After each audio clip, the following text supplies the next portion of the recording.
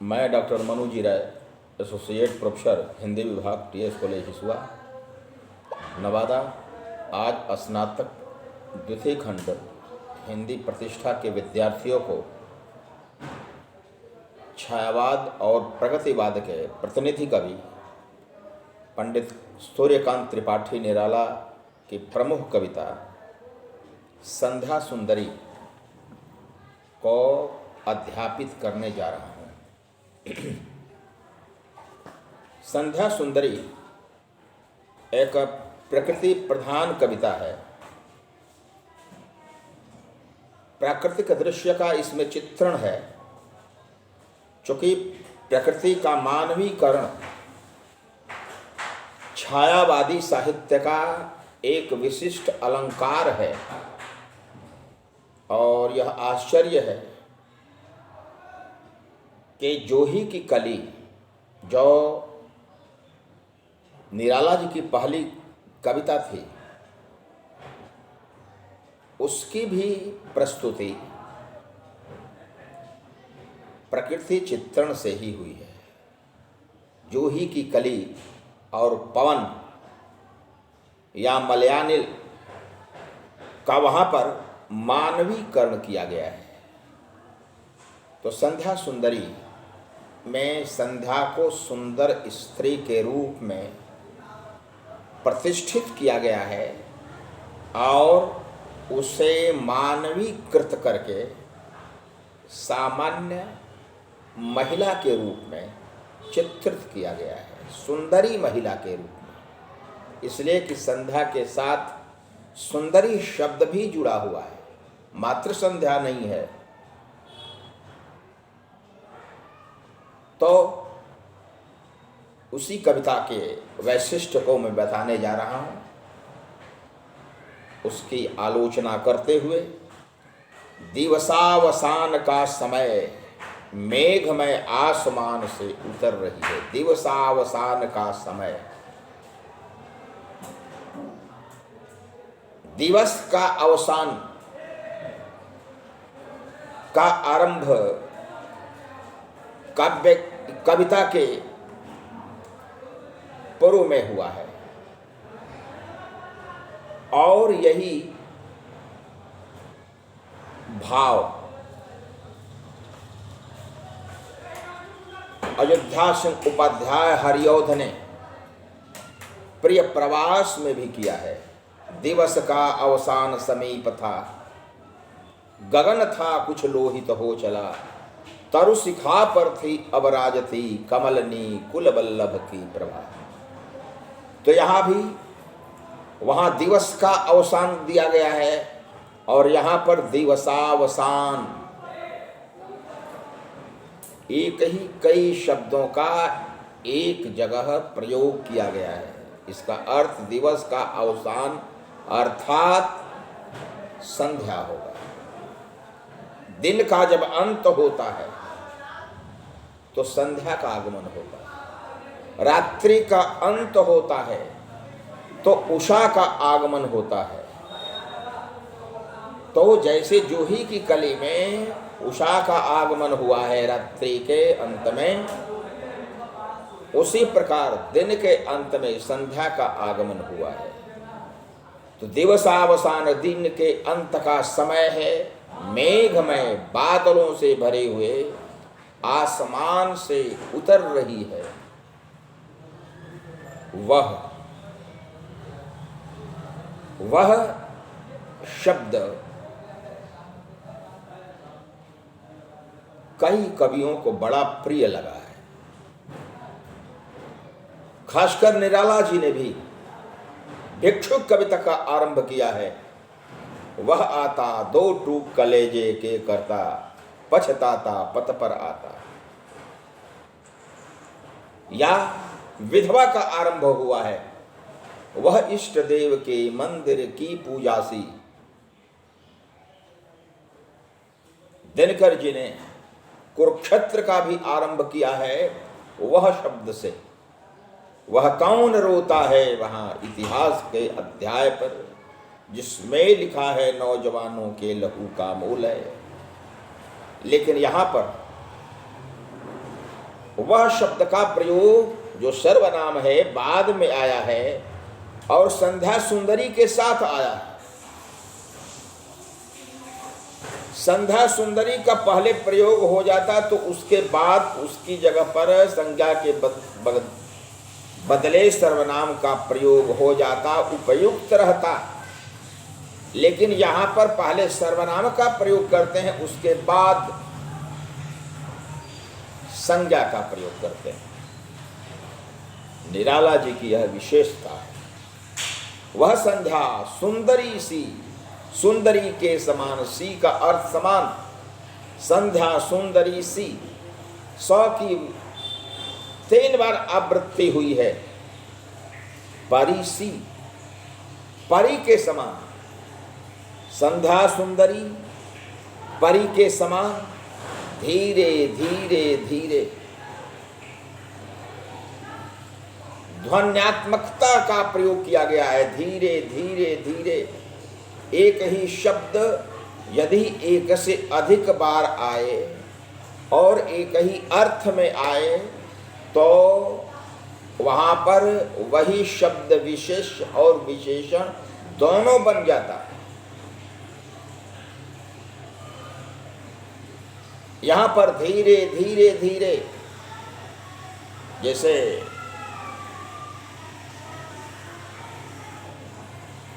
छोटे छोटे बच्चे जब पढ़ते थे या पढ़ते हैं तो कहते हैं जी मास्टर साहब जी जी जी, कई बार जी जी जी का प्रयोग किया जाता है। ऐसा भाव चलचित्र में भी मिलता है, दे दे प्यार दे प्यार दे प्यार दे रे। यानी एक ही शब्द की कई बार आवृत्ति हुई है, अर्थात उस पर अधिक जोर दिया गया है। यहां भी वह संध्या सुंदरी परी सी, धीरे धीरे धीरे, यानी अत्यंत मंथर गति से। संध्या का आगमन अचानक नहीं होता है, एक्सप्रेस ट्रेन नहीं बनती है संध्या, क्रमशः उसका आगमन होता है, पता नहीं चलता। तिमिरांचल में चंचलता का नहीं कहीं आभास, उसके अंधकार के आंचल में चंचलता नहीं रहती, कहीं आभास नहीं है। संध्या के आगमन के बाद अचंचलता आ जाती है, चंचलता नहीं रहती।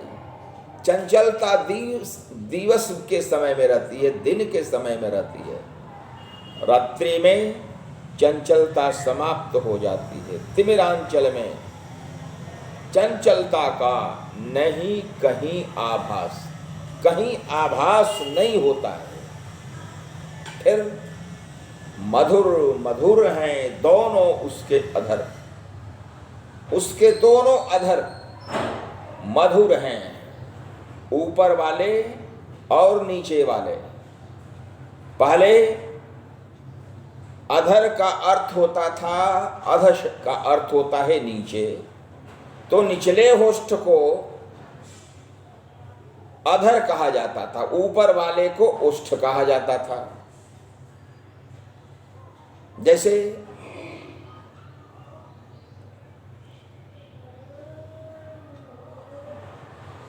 जिस समय बिहारी लाल प्रयोग करते हैं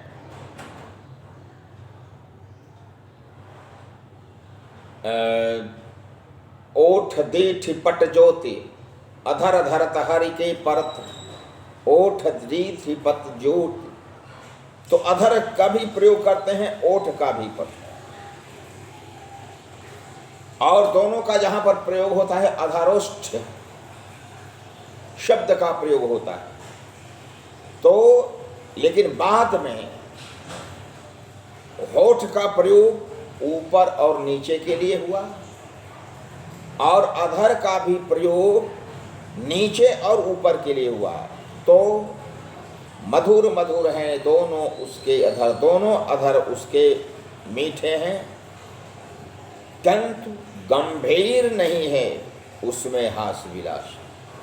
किंतु हास विलास का गांधीर्य उन दोनों में नहीं है, यानी पूर्णतः मौन है,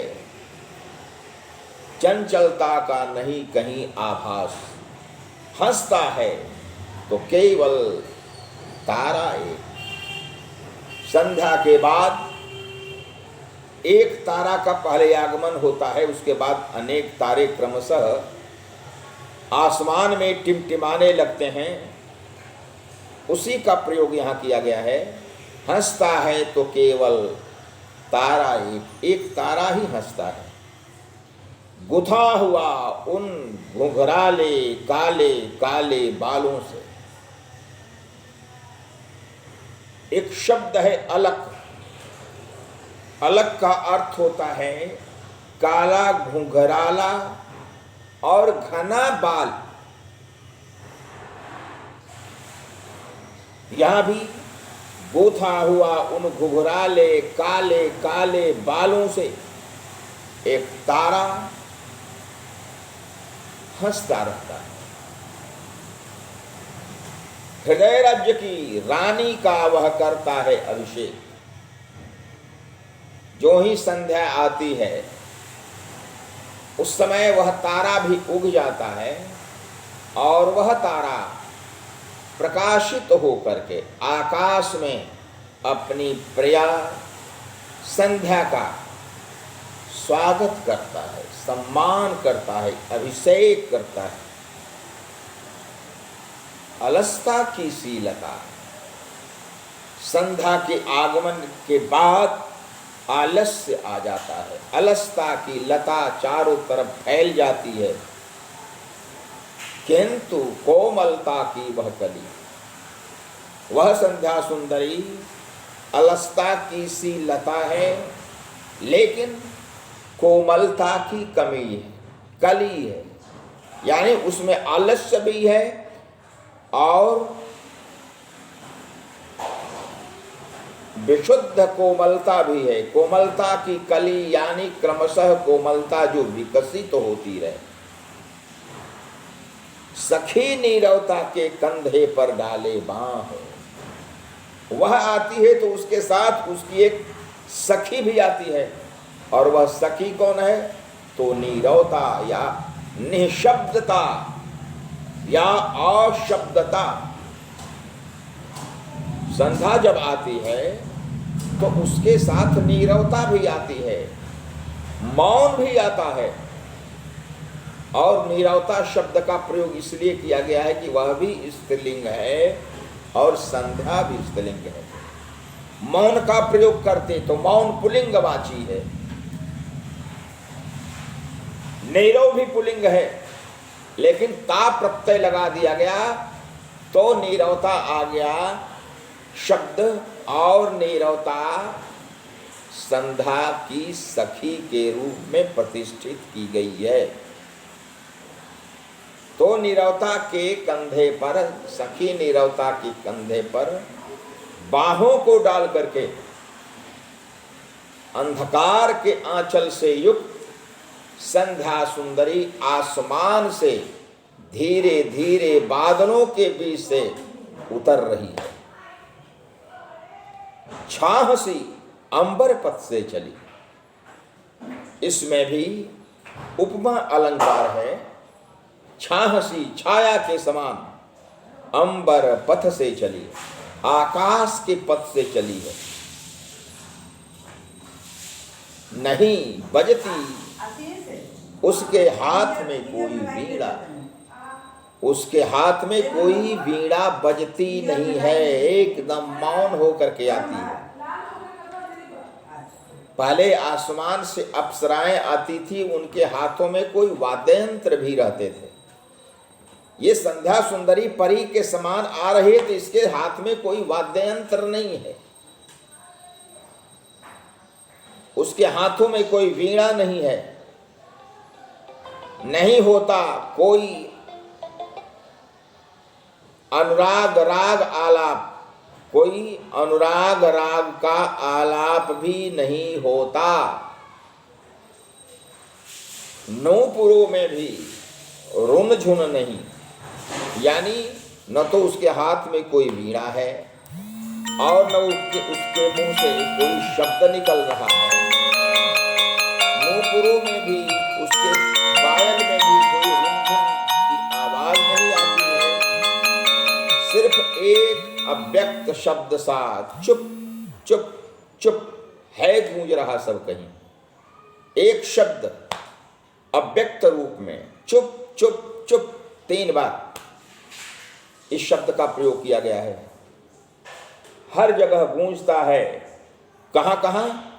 तो व्योम मंडल में यानी आकाश मंडल में, जगती तल में यानी पृथ्वी पर, आकाश और पृथ्वी पर चुप चुप चुप या मौन की ही आवाज आती है। सोती शांत सरोवर पर उस अमल कमलिनी तल में। सोती शांत सरोवर, वह संध्या सुंदरी सोती है शांत सरोवर के ऊपर, कमलिनी के दल में सोती है। यानी हर जगह संध्या का प्रवेश होता है। आकाश में, पृथ्वी पर, समुद्र में और कमलिनी की पंखुड़ियों में सौंदर्य गर्विता, जो सौंदर्य पर गर्व करे, स्त्री वह सौंदर्य गर्विता या रूप गर्विता, सरिता, गर्विता सरिता में अंत अनुप्राश है। अति विस्तृत वक्ष स्थल में, यानी सौंदर्य गर्विता नदी के अति विस्तृत वक्ष स्थल में, जो नदी अत्यंत चौड़ी है, जिसका सीना चौड़ा है, उसके विस्तृत उर पर या छाती पर वह सोती है। धीर वीर गंभीर, जब प्राण व्यंजनों का प्रयोग होता है तो कठोर शब्द माने जाते हैं। कठोर ध्वनि वह मानी जाती है जो महाप्राण से युक्त होती है, जिसको अंग्रेजी में लिखते समय एच का प्रयोग करना पड़े। धीर में ध का प्रयोग होगा DH, गंभीर भ का प्रयोग BH, शिखर में खर का प्रयोग, ख का प्रयोग जब होगा तो KH, हिमगिर में भी H है। तो धीर वीर गंभीर शिखर पर, पहाड़ की चोटियों पर, हिमगिर अटल अचल में, हिमालय के अटल अचल में भी वह सौंदर्य गर्विता संध्या सुंदरी सोती है। यानी सर्वव्यापकता उसकी रहती है। कली में भी, नदी में भी, पृथ्वी पर भी, आकाश में भी, पर्वत शिखर पर भी, हर जगह उत्ताल तरंगाघात, ऊपर उठती हुई लहरों के आघात में, प्रलय घन गर्जन में, प्रलय के बादलों की गड़गड़ाहट में और समुद्र की उठती हुई गंभीर लहरों के बीच में वह संध्या सुंदरी शयन करती है। क्षिति में, पृथ्वी पर, जल में, नभ में, अनिल अनल में 5 तत्व होते हैं शरीर के निर्माण के लिए। क्षिति जल पावक गगन समीरा। पृथ्वी तत्व है, जल तत्व है, अग्नि तत्व है, पवन तत्व है,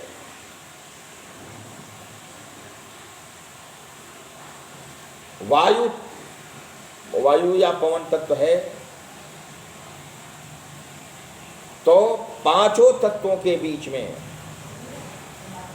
वह शयन करती है।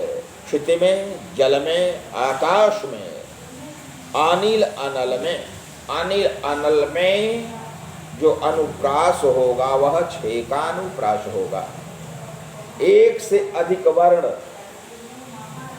यदि स्वरूप और क्रम से आ जाएं, एक साथ प्रयुक्त हों, तब वहां पर 6 का अनुप्रास होगा। यहाँ अनिल और अनल में 6 का अनुप्रास है, इसलिए कि अ के बाद न और ल, उसी के अनुसार अनल में भी अ के बाद न और ल वर्ण की आवृत्ति हुई है, अतएव इसमें 6 का अनुप्रास है। तो पांचों तत्वों में वह शयन करती है। सिर्फ एक, इन पांचों तत्वों में एक आवाज उठ रही है, वह क्या? सिर्फ एक अव्यक्त शब्द सा, चुप चुप चुप। इसमें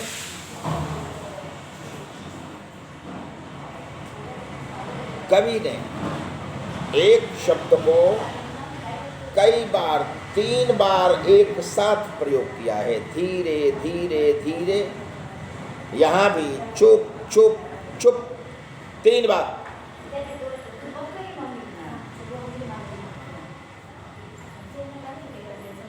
इसके पूर्व भी सिर्फ एक अव्यक्त शब्द सा, चुप चुप चुप है, गूंज रहा सब कहीं। और क्या? कुछ नहीं।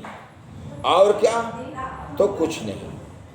मदिरा की वह नदी बहाती आती, संध्या सुंदरी आती है तो वह मदिरा की नदी बहाती है, यानी सबको सुला देती है, मदहोश कर देती है। थके हुए जीवों को वह सस्नेह, जो जीव थके हुए हैं, दिन भर उड़ते हुए, दिन भर चरते हुए, दिन भर कार्य करते हुए जो थक गए हैं, उनको वह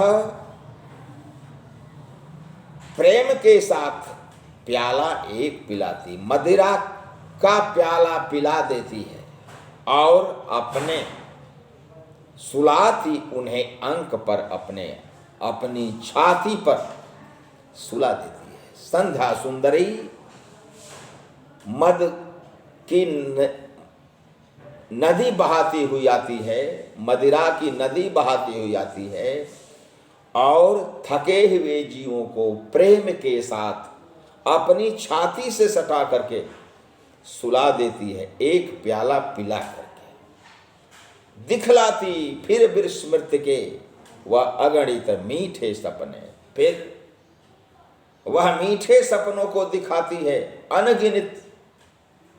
जब नींद में वह व्यक्ति या वह पात्र सो जाता है, अर्धरात्रि की निश्चलता में हो जाती जब लीन, लेकिन जब आधी रात आती है या जब रात का आगमन होता है तो वह संध्या सुंदरी लीन हो जाती है, उस रात्रि में ही खो जाती है। इसलिए कि संध्या के पश्चात रात का आगमन होता है, रात के पश्चात उषा का आगमन होता है, उषा के बाद सवेरा का आगमन होता है, तो मध्याह्न का आगमन होता है।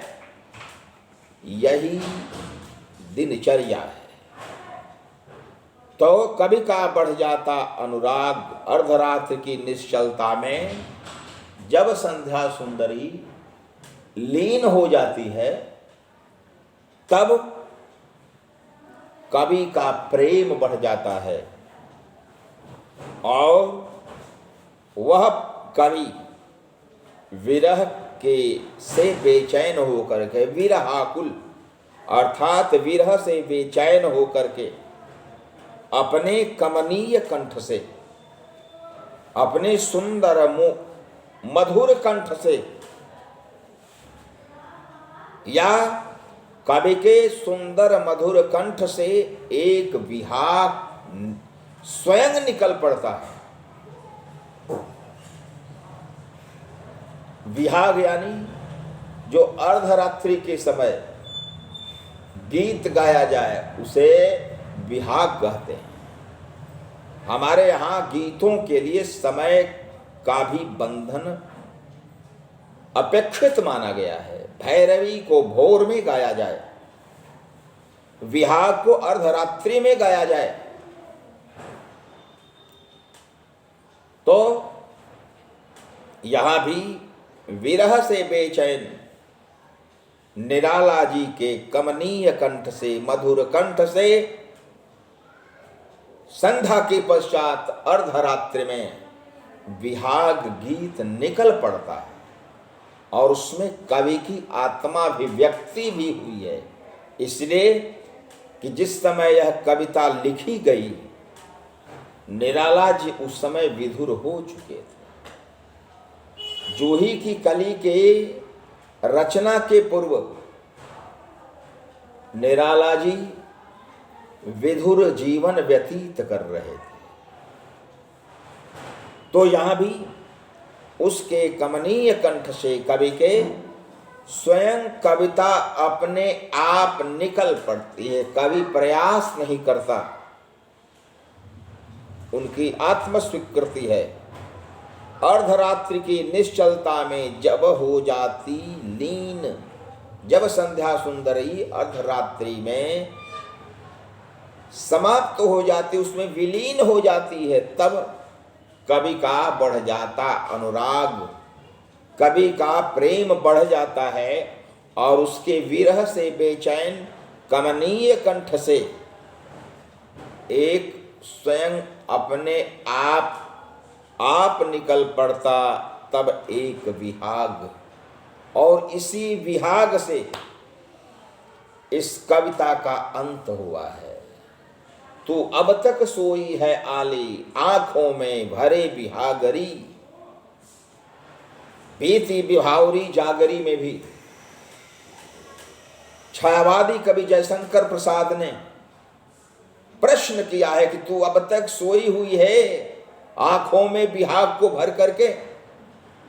यहां भी वही विहाग शब्द आया है कि तब कवि के विरहाकुल कमनीय कंठ से आप निकल पड़ता, तब एक विहाग। जब सब लोग सोते हैं उस समय 3 पात्र सो नहीं पाते। एक विरही, दूसरा विरहिणी,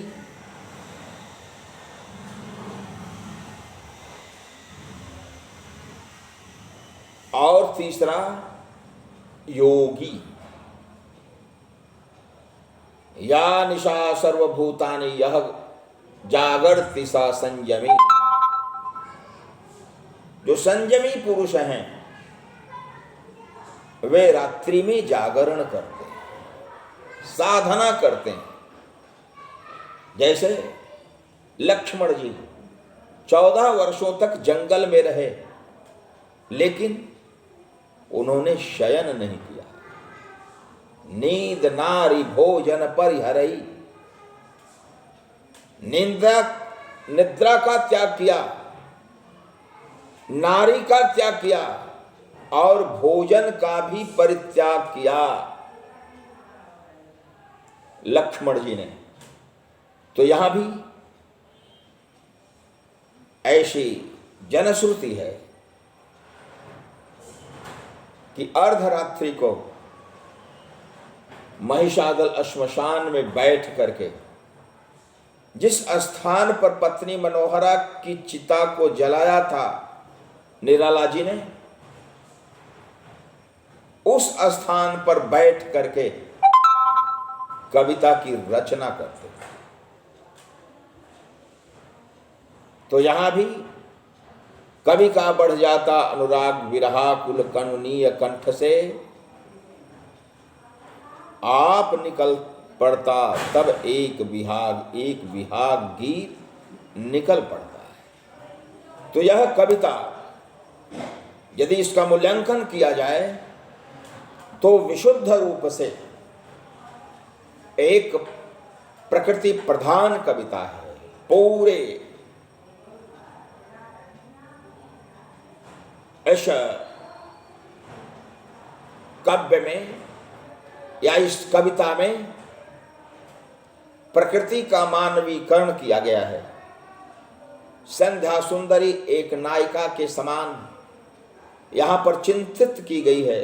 सुंदरी नायिका, संध्या सुंदरी, संध्या सामान्य नहीं, सुंदरी के रूप में यहां पर चित्रित की गई है, जो आसमान से धीरे धीरे पृथ्वी पर आती है और नीरवता को साथ में लेकर आती है, निशब्दता को साथ में लेकर के आती है, सबको चुप चुप चुप कहती हुई आती है। वह सोती है तरंगों के बीच में, लहरों के ऊपर, कलियों पर, पृथ्वी पर, समुद्र की लहरों पर, पर्वत के शिखरों पर, हर जगह सोती है। आने के बाद वह एक प्याला मदिरा पिलाती है और जो थके हुए जीव हैं सबको अपने विस्तृत हृदय पर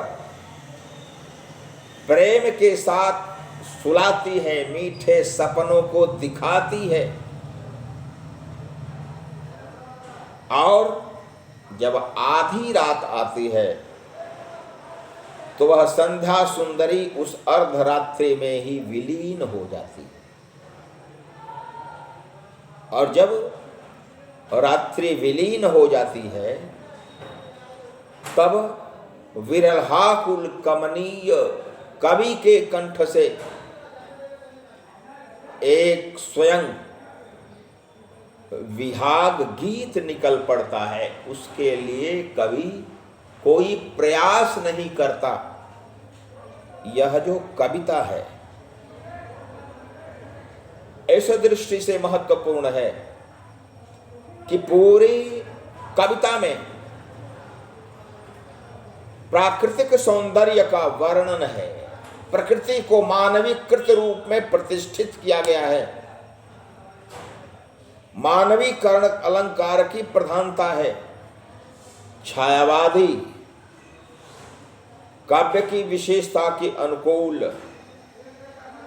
तत्सम पर निष्ठित और साहित्यिक हिंदी का प्रयोग किया गया है। यदि आप देखें तो प्रारंभ से लेकर के अंत तक अतुकांत कविता या छंद मुक्त कविता या मुक्त छंद कविता का प्रयोग किया गया है। छायावाद के आगमन से कविता को निराला जी ने छंदों के बंधन से मुक्त कर दिया और उनकी कई कविताएं छंद मुक्ति का उदाहरण है। पहली कविता जूही की कली में भी छंद बंधन नहीं है। इस कविता में भी छंद बंधन नहीं है। कहीं तुक मिल नहीं रहा है। वर्णों की या मात्राओं की समगणना नहीं है, जिस प्रकार चौपाई, दोहा, सोरठा इत्यादि छंदों में होती है। इसलिए मुक्त छंद परंपरा की यह कविता विशिष्ट कविता है। प्रकृति चित्रण प्रधान कविता है।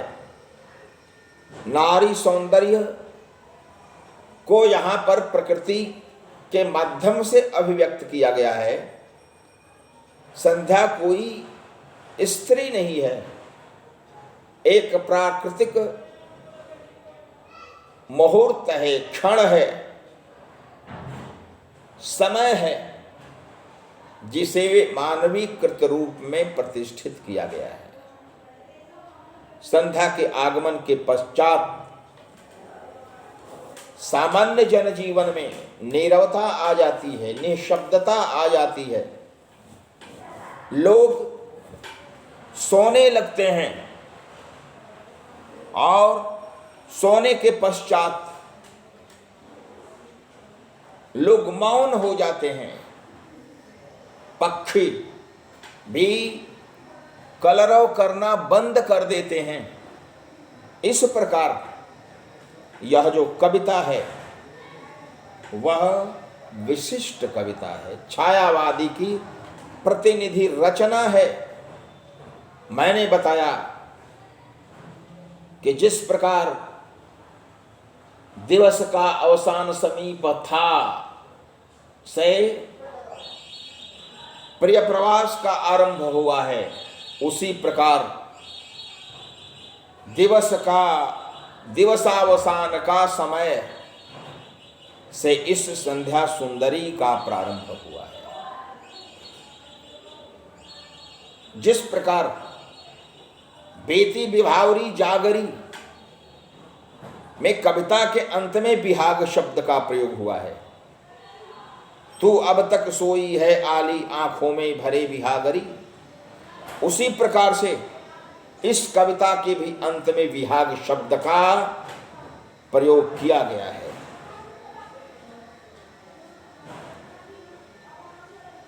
बिरहाकुल कमनीय कंठ से आप निकल पड़ता तब एक विहाग। यहां पर कवि कहता है कि कविता लिखी नहीं जाती, कविता निकल पड़ती है। वियोगी होगा पहला कवि, आह से उपजा होगा गान, निकल कर आंखों से चुपचाप बही होगी कविता अनजान। तो यहां भी जो विहाग स्वर निकल पड़ता है कवि के कमनीय कंठ से, वह स्वतः स्फूर्त है, प्रयास जन्य नहीं है। कवि प्रयास करके उसको गाता नहीं है, कविता निकल पड़ती है। लोग हैं लागी कवित्त बनावत, मोहित मोर कवित्त बनावत। घनानंद ने भी कहा था कि लोग लग करके प्रयास से कविता की संरचना करते हैं, लेकिन मैं कविता की संरचना नहीं करता, कविता ही मेरी रचना करती है। यहां भी कवि कह रहा है कि उसके कमनीय कंठ से तब एक विहाग गीत स्वतः निकल पड़ता है उसके कमनीय कंठ से। कहीं कहीं आवश्यकता के अनुकूल अलंकार का प्रयोग किया गया है। वृत्त्यनुप्रास, छेकानुप्रास, अंत्यनुप्रास और संपूर्ण कविता में मानवीकरण अलंकार का